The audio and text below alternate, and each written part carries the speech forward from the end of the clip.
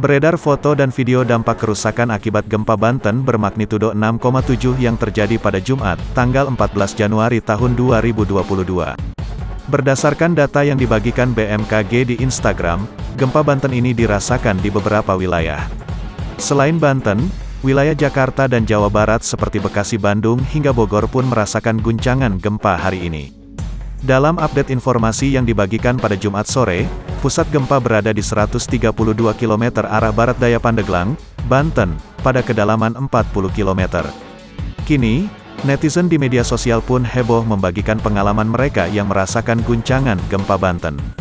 Tidak sedikit juga netizen membagikan foto-foto, bahkan video kerusakan akibat gempa, terutama di wilayah Banten, seperti Pandeglang dan Lebak. Sebuah akun Twitter membagikan video kerusakan sekolah di Pandeglang. Terlihat ruangan dalam bangunan rusak parah dan banyak reruntuhan.